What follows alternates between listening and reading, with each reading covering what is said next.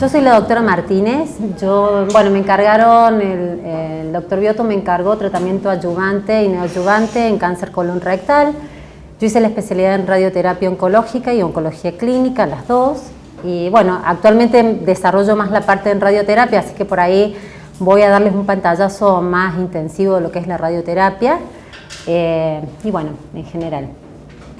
El cáncer colon rectal es un problema de salud público en todo el mundo. En Argentina se producen unos 13.500 nuevos casos cada año, de los cuales aproximadamente 7.200 son hombres y 6.300 son mujeres. Sin distinción del sexo, es el tercer cáncer de mayor incidencia, es decir, viene mama, próstata y después viene recto. Y es la segunda causa de mortalidad, pasando de lo que es el cáncer de pulmón, con 7.000 fallecimientos anuales. Según el sexo, los datos de incidencia de Argentina, del AIC del 2012, señalan que el cáncer de mayor incidencia en las mujeres es el de mama, en relación a un rearreglo, 71 casos cada 100.000 habitantes, mujeres, seguido del cáncer de cuello de útero y después viene el de colon. En hombres es el cáncer de próstata en 44 sobre 100.000 habitantes, seguidos del cáncer de pulmón y luego el de colon rectal. Bien. Ahí está. Factores de riesgo y grupos de riesgo. Alrededor del 75% de los cáncer colon rectal son esporádicos y se desarrollan en personas que no presentan antecedentes personales ni hereditarios demostrados. Y un 25% de los casos sí corresponden a personas que tienen riesgo. ¿Cuáles serían estos riesgos? Enfermedades inflamatorias intestinales, como lo que son colitis ulcerosa y Crohn, antecedentes familiares de adenocarcinoma o adenomas de cáncer de colon, antecedentes de poliposis adenomatosa familiar, antecedentes de enfermedad de cáncer hereditario, lo que es el síndrome de Lynch, y factores dietéticos que ya se sabe, el alto consumo de carnes, el bajo consumo de fibras y frutas y verduras, tendría una predisposición al desarrollo de cáncer colon rectal. Con respecto a la evaluación de la extensión, una vez que se sospeche la patología tumoral oncológica, se debe realizar una colonoscopía total con toma de biopsia, más TAC de tórax, abdomen y pelvis con contraste, y un marcador tumoral CEA y el CA19-9 prequirúrgico y postquirúrgico, siempre y cuando el paciente, por supuesto, no venga con una urgencia, porque los tiempos no van a dar. En el caso de recto, la extensión se evalúa con resonancia pélvica y con el ultrasonido endoscópico rectal. Con respecto al PET, el PET está cobrando mayor importancia en la evaluación preoperatoria, pero no es estándar en el cáncer colon rectal. Si bien hay muchos trabajos que han demostrado tener una mayor precisión en metástasis antes de lo que es la cirugía, está como estandarizado utilizarlo al PET posterior, es decir, para evaluar recaídas, metástasis sospechosas, o por ejemplo el paciente está en tratamiento y aparece un ganglio que no sabemos si es metastásico o no, o una recaída, se hace el PET con un alto valor positivo. Con respecto a lo que es la resonancia, hasta el momento es el mejor método para evaluar el compromiso a nivel de cáncer rectal, hablando de la fascia mesorrectal, además de información del compromiso de la pared y una adecuada evaluación de los linfáticos comprometidos. Hubo un estudio, el estudio Mercury, que lo que hicieron en este grupo fue juntar un importante número de pacientes donde hacían estadificación con resonancia, tenían lo que se llamaba límite claro, que era más de 1 milímetro entre lo que era la lesión y supuestamente la grasa o la pared rectal sin compromiso, y después más o menos se reclutaron unos 400 pacientes. Estos pacientes no recibieron tratamiento neoadyuvante y fueron a cirugía. ¿Qué vieron ellos? Que un alto porcentaje de estos pacientes se correlacionaba la estadificación con diagnóstico por imágenes con resonancia en relación a lo quirúrgico. Entonces, a partir de este gran estudio, la resonancia es como estándar en la estadificación prequirúrgica del cáncer de recto.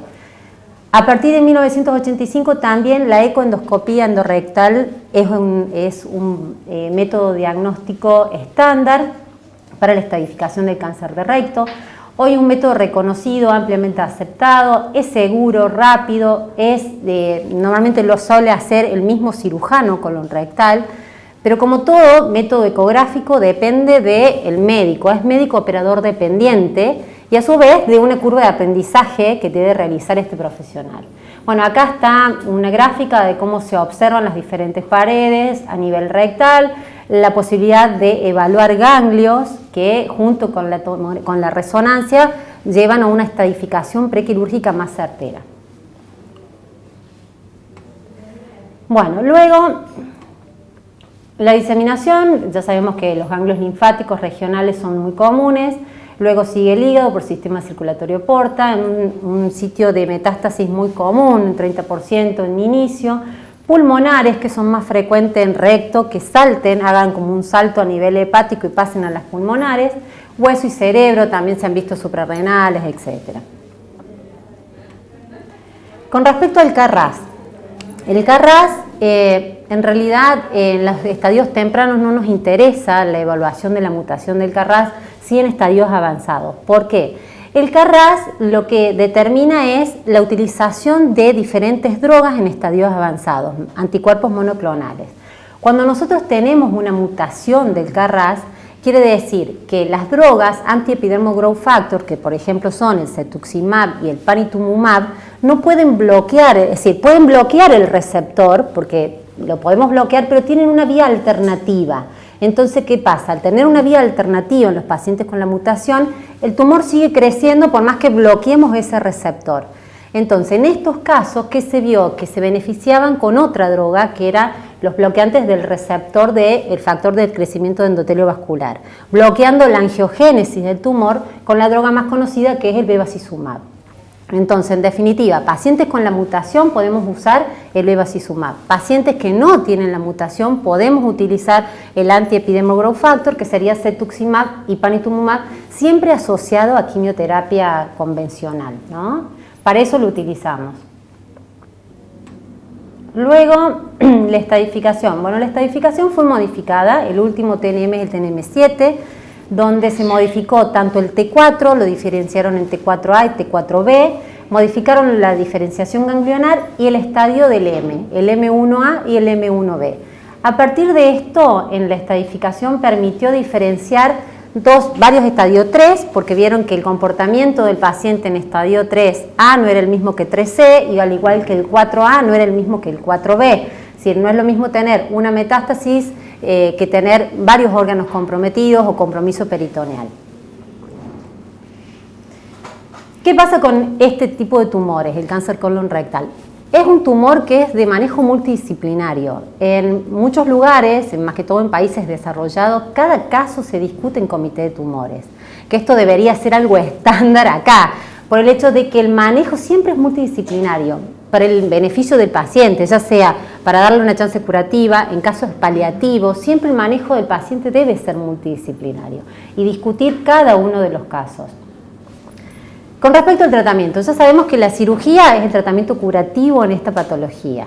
Pero ¿qué pasa? Hay otras preguntas que surgen a raíz de esto. ¿Qué pasa en los pacientes que se benefician con la adyuvancia en este caso? Los pacientes que se benefician con la neoadyuvancia, ¿cuáles son esos pacientes? ¿Qué pasa en los pacientes con estadio 2? Adyuvancia versus no adyuvancia. La adyuvancia en pacientes mayores de 70 años, ¿qué hacemos con esos pacientes? Y los estadio 4 con lesiones resecables e irresecables. Para ir contestando esto, la adyuvancia en estadio 3 de colon, se vio que había una recurrencia de un 40 a un 50% de los pacientes eran operados y recaían. Esa recaída se daba a los primeros 3 años de la cirugía. Entonces, a partir de 1989 hubo varios ensayos, entre estos de la Mayo Clínica, de la NSCTG, que demostraron que usando leucovorina 5-FU o levamisol durante 12 meses posterior a la cirugía había un beneficio en la sobrevida global en los pacientes estadio 3. No así lo demostraron los pacientes estadio 2, posterior a la cirugía. Siempre hablando de colon, ¿no? En cambio, el intergroup, también junto con la NSCTG, es decir, el intergroup está formado por estos, la NSCTG, el ECOG y el SWOG, estudiaron el estadio 3 puntualmente con leucovorina 5-FU en adyuvancia y demostraron un aumento en la sobrevida. Esto fue en la década de 1980. Luego en la década del 90 aparece el intergroup 0085, donde también evaluó el estudio de la NSCBP 03, el del NSCTG y el IMPART, evaluaron lo mismo. Estadio 2-3, porque había un porcentaje elevado de pacientes de estadio 2, pero muchos eran estadio 3, iban a cirugía y luego quimioterapia quimioterapia con leucovorina 5-FU. Promedio, que era lo que hablábamos del tiempo, eran 6 ciclos, de 6 a 12 ciclos en total.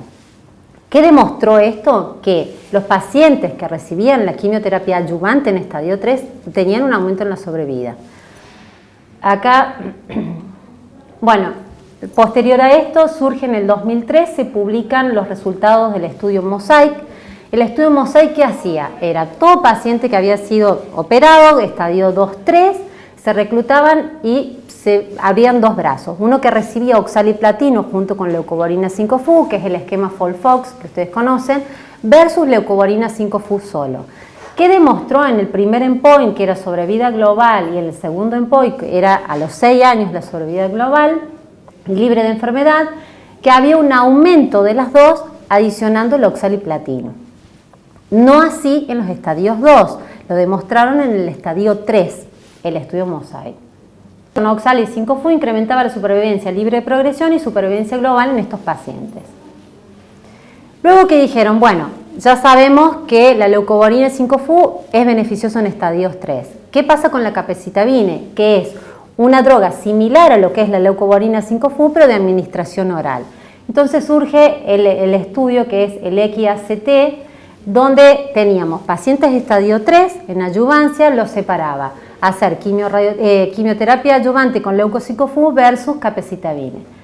No aumentaba la sobrevida la adición de capecitabine versus leucovorina 5-FU, pero sí demostró que era mucho más cómodo en la administración, porque el paciente lo tomaba vía oral, hacía esquemas de es decir, podía hacer esquemas de 15 días y después descansaba 7, sin tener que estar en la administración de endovenosa, que muchas veces al paciente lo tenía que hacer trasladar al hospital y demás cosas, con una toxicidad baja, salvo el síndrome mano-pie que se ve en la capecitabine, tenía menos toxicidad de diarrea y neutropenias con la capecitabine versus leucovorina 5-FU. Entonces, a partir de este momento se aprobó con este estudio el uso de la capecitabine combinada con el oxali o capecitabine solo, dependiendo del caso en puntual. ¿Qué pasa con los estadios 2? Observaron que había un subgrupo de pacientes que recaían en forma mayor que otros subgrupos siempre dentro de lo que era el estadio 2. Entonces hubo un estudio muy importante que es el QUASAR, que reclutó un número importante de pacientes, eran alrededor de 3.296 pacientes, eran 19 países que reclutaban estos pacientes y los sometían a tratamiento con adyuvancia. ¿Qué vieron? Que había un grupo seleccionado de estadio 2, pacientes que tenían perforación como diagnóstico, perforación, obstrucción intestinal. En la anatomía había invasión linfovascular, invasión venosa perineural, había adherencia e infiltración a órganos vecinos, pobremente diferenciado en el grado celular y menos de 12 ganglios resecados que se beneficiaban con el tratamiento adyuvante. Entonces, como conclusión de este trabajo, en este subgrupo de pacientes sí estaría indicada la quimioterapia. ¿Qué quimioterapia? Hubo otros estudios que analizaron si hacerle oxali versus leucovorina 5-FU o capecitabine. Demostraron que la adición del oxali no era beneficioso en estos pacientes, sí utilizar capecitabine o leucovorina 5-FU. Promedio de 6 ciclos en general. ¿Qué pasa en los pacientes mayores de 70 años? Tenemos un paciente que lo operaron, tiene más de 70 años, es un estadio 3. En estos casos también se analizaron si el paciente se beneficiaba con esquemas más agresivos o menos agresivos en relación a la adyuvancia. Hubo varios estudios, el NCABP 07, el Mosaic y el NOAD, que evaluaron esta toxicidad del oxali versus hacer leucovorina 5-FU o capecitabine en estos pacientes. ¿Qué conclusión se sacó después de los datos obtenidos por este trabajo? Fue que los pacientes mayores de 70 años no se benefician con la adición del oxaliplatino por la mayor neurotoxicidad que esta droga produce en relación a la leucovorina 5-FU o la capecitabine. Es decir, que la adyuvancia está indicada, pero no con el esquema convencional FOLFOX, FLOX, que es el que lleva el oxaliplatino.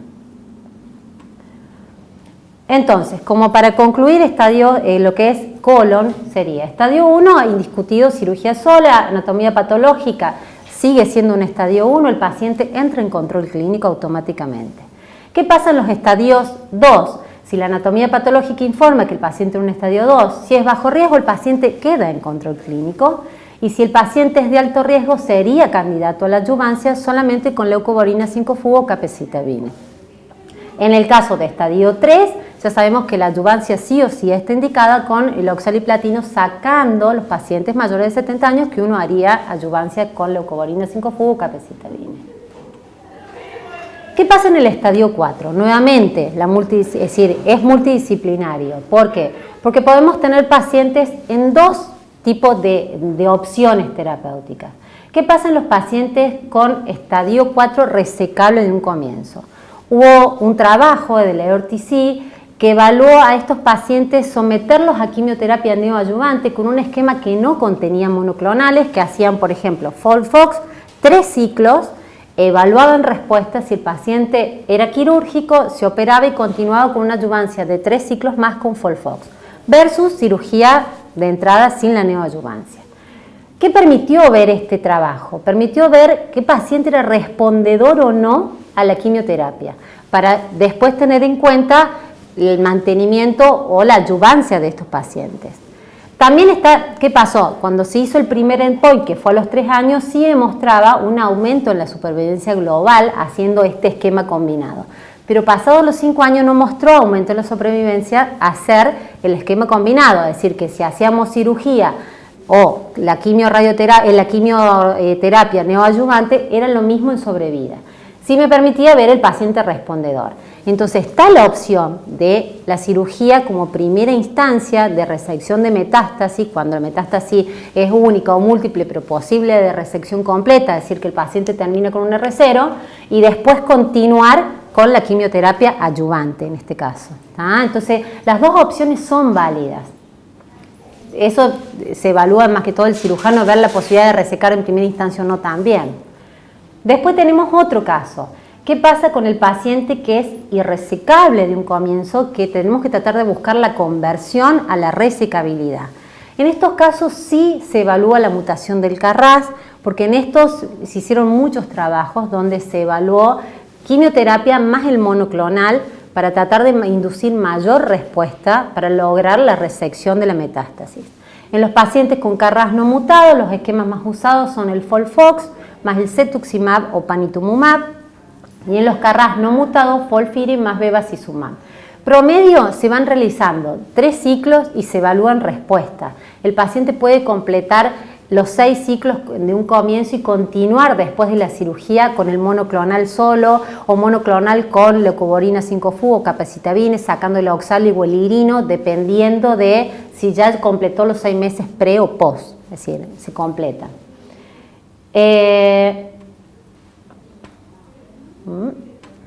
Bueno, eso sería lo que es colon, ¿estamos?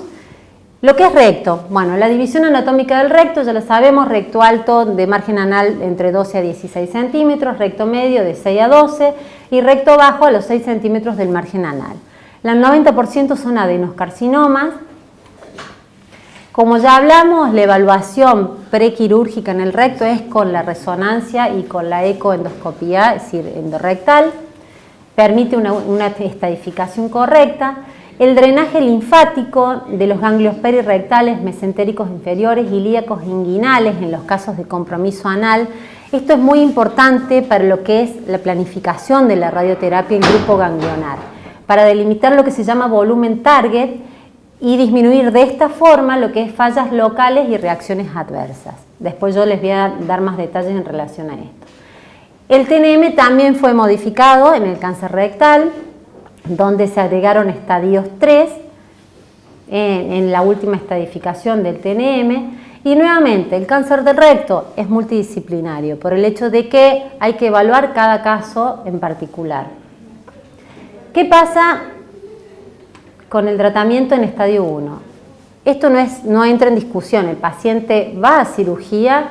Si la anatomía patológica demuestra que el paciente era un estadio 1 en la estadificación diagnóstica, solamente entra en control. Si el paciente era un estadio 2-3, el tratamiento es la quimioradioterapia adyuvante.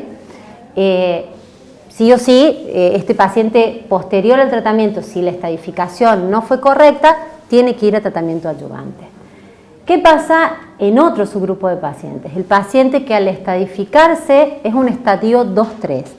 Este paciente tiene criterio de quimio-radioterapia neoadyuvante siempre. Hubo muchos estudios que demostraron esto. Los pacientes con estadio 2-3, actualmente la terapia multimodal con cirugía incluye la incisión total del mesorrecto, la radioterapia y la quimioterapia en la estrategia del manejo más recomendado para estos pacientes. El tratamiento neoadyuvante con quimio-radioterapia basado en fluoropyrimidina es el esquema estándar. El tratamiento neoadyuvante, ¿qué busca? Busca mejorar el control local, inducir el outstanding del tumor para aumentar la posibilidad de resecabilidad, preservar el esfínter anal, disminuir la toxicidad aguda y tardía en la radioterapia, que esto es muy importante, la evaluación biológica del tumor por las determinadas respuestas patológicas según la escala de Mander. También me permite determinar si el paciente va a ser un respondedor o no al tratamiento. Hubo 19 estudios que evaluaron la radioterapia sola, sin quimioterapia, versus pacientes a cirugía. Todos los estudios mostraron que había una disminución en la tasa de la recurrencia local. Un solo estudio demostró no solo la disminución en la recurrencia, sino un aumento en la sobrevida de los pacientes que hacían radioterapia sola versus cirugía. En estos pacientes la sobrevida era del 58% en el grupo con radioterapia neoadyuvante y 48% en los pacientes que iban a cirugía solo. Luego de esto aparecen los estudios que combinaban quimio-radioterapia versus radioterapia sola neoadyuvante. Acá están los estudios de la EORTC, el estudio CRECAR, el de la FCCD y el POLIS. Todos estos demostraron que la quimio-radioterapia neoadyuvante aumentaba en forma significativa la respuesta patológica, el control local, el outstanding del tumor cuando se comparaba con la radioterapia sola neoadyuvante. A partir de esto surgen nuevos estudios que dijeron, bueno, comparamos quimio-radioterapia neoadyuvante versus quimio-radioterapia adyuvante. Estos estudios, ¿cuáles fueron? El CBP 03, el de la EORTC y el estudio alemán, que este es el más importante, que determinaron como conclusión que los pacientes debían recibir tratamiento neoadyuvante con quimio-radioterapia con drogas a base de fluoropyrimidina, que podía ser 5-FU con leucovorina o capecitabine, y luego la cirugía. El estudio alemán, que fue el que dio estándar el tratamiento, reclutó 803 pacientes, recibieron la quimio-radioterapia concomitante y luego fueron sometidos a cirugía. ¿Qué demostró este estudio versus la postoperatoria, ¿no? Que cuando uno comparaba las dos, la sobrevida global era la misma, la sobrevida libre de enfermedad era la misma, pero la recaída local en los pacientes que sometían a la neoadyuvancia era mucho menor, era de 6 versus 13% de los pacientes que hacían la adyuvancia con quimio-radioterapia. A su vez, la conservación de esfínter fue de 39 versus 19%, y la toxicidad por la radioterapia fue 27 versus 40% cuando se hacía neoadyuvante versus adyuvante. A los 10 años la sobrevida seguía siendo la misma en los dos grupos. Era 59% para el grupo neo y el 59.9% para el grupo de la adyuvancia. Entonces, como conclusión, las ventajas del tratamiento neoadyuvante, ¿qué son? Los tejidos que no están operados están más oxigenados, lo que generan mayor respuesta a la radioterapia. La radioterapia actúa sobre el oxígeno de la célula, mientras cuando el tejido se opera, entra en cicatrización, la oxigenación del tejido es mucho menor, por lo pronto la radiosensibilidad de la célula es menor.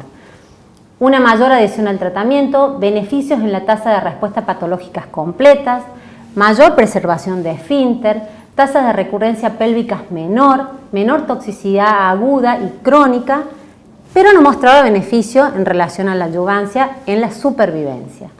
¿Cuál es la desventaja? La desventaja que tenía esto, la posibilidad del sobretratamiento en tumores de estadios iniciales. Antes de la resonancia muchas veces entraban pacientes en estadio 1 que de repente hacían neoadyuvante que no tenían necesidad de hacerlo, pero con el advenimiento de la resonancia y la eco endorectal, someter a un paciente a quimio-radioterapia neoadyuvante que no sea un estadio 2-3 es raro, así que es como que se disminuyó ese porcentaje de pacientes mal estadificados, como quien dice. ¿Cuál es el fraccionamiento que usamos en la radioterapia? Neoadyuvante y adyuvante, cualquiera de los dos. El fraccionamiento promedio es de 45 a 50 grays con una dosis diaria de 1.8 a 2 grays diarios. Se hace un bus de 4 grays al tumor y el resto, es decir, de los 45 a 50, es al tumor y a la pelvis ganglionar. Después existe un hipofraccionamiento. En la radioterapia cada vez hay más hipofraccionado de tratamiento por el hecho de que el paciente tiene que ir menos veces a los centros de radioterapia. El paciente, normalmente los centros de radioterapia no están en lugares chicos, sino en grandes urbes, donde los pacientes del interior se tienen que trasladar durante muchas semanas. Entonces se está buscando hipofraccionar el tratamiento. El hipofraccionamiento no es que uno hace 5 grays por 5 fracciones, biológicamente es totalmente diferente a hacer 2 grays por día.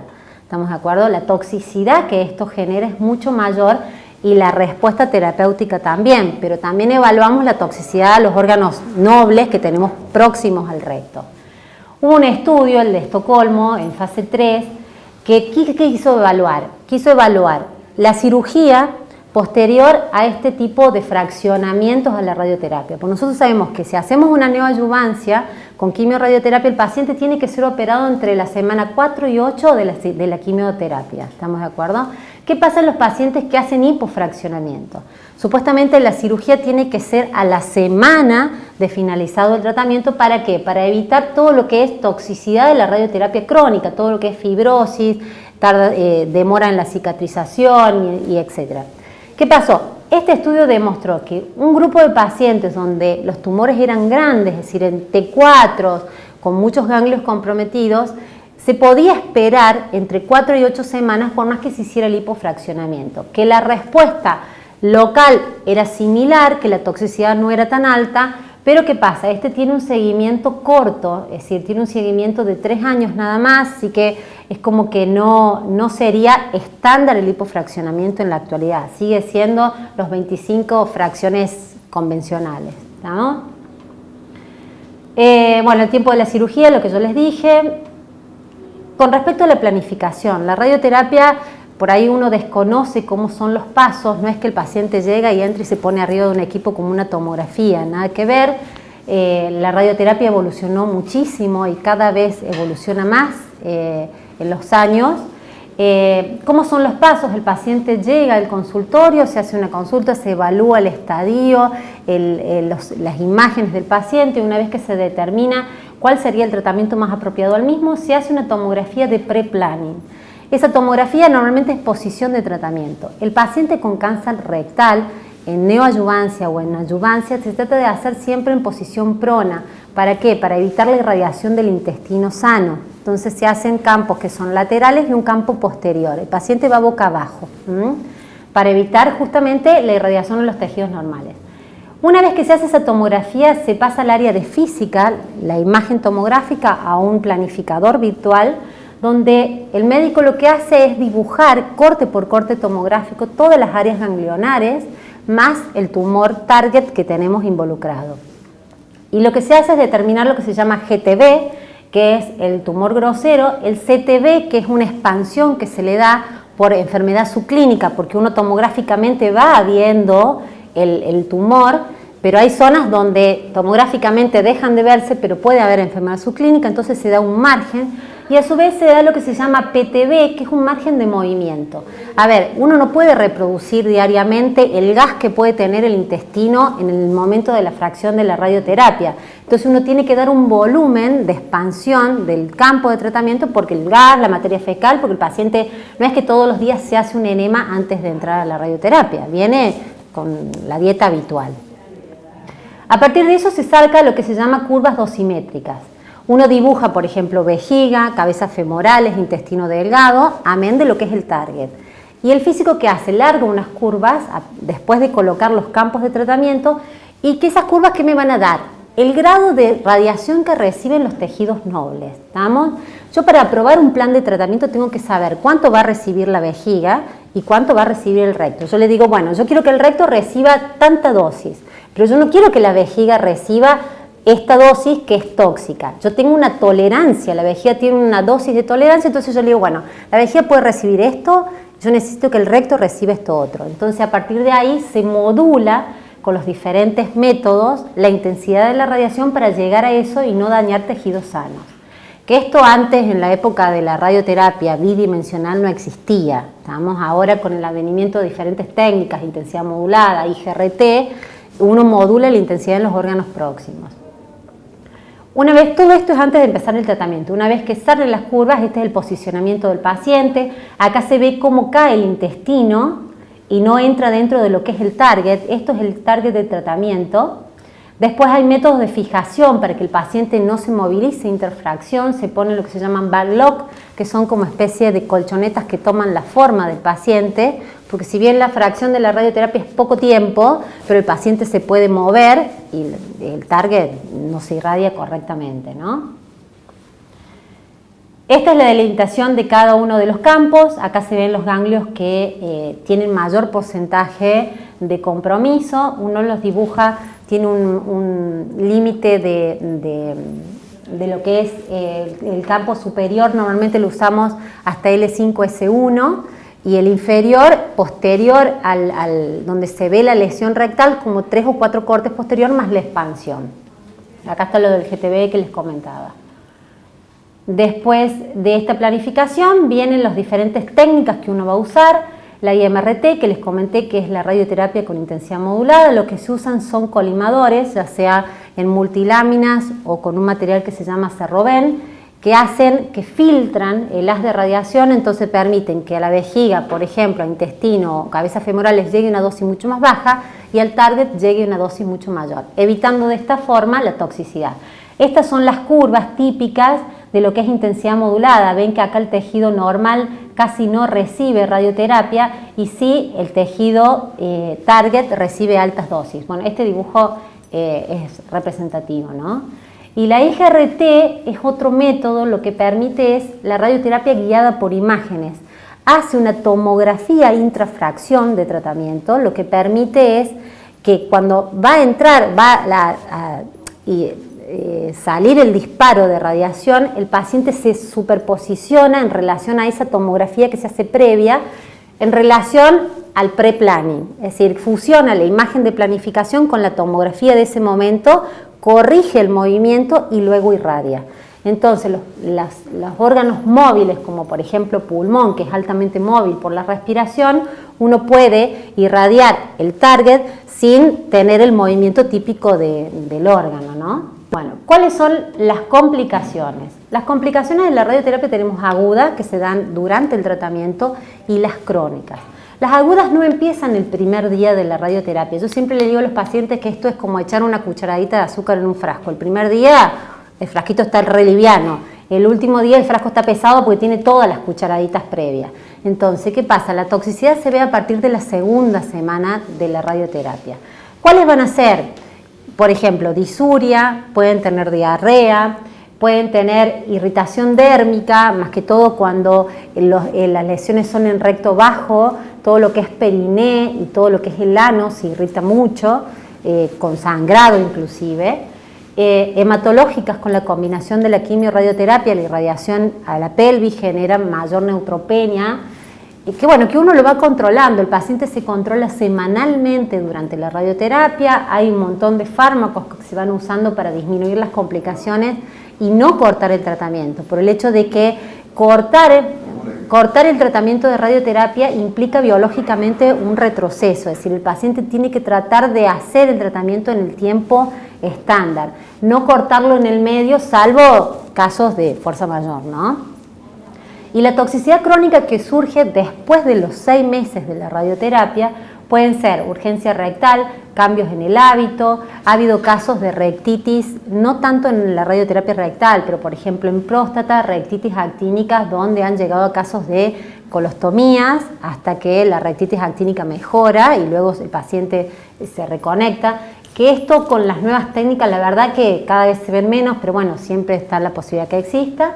Obstrucción intestinal, y bueno, y por eso el tema de la cirugía, no pasar más de lo que son 12 semanas de finalizada la radioterapia, por el hecho de que empiezan a aparecer todas las secuelas de la radiotoxicidad crónica. Bueno, y esto es todo.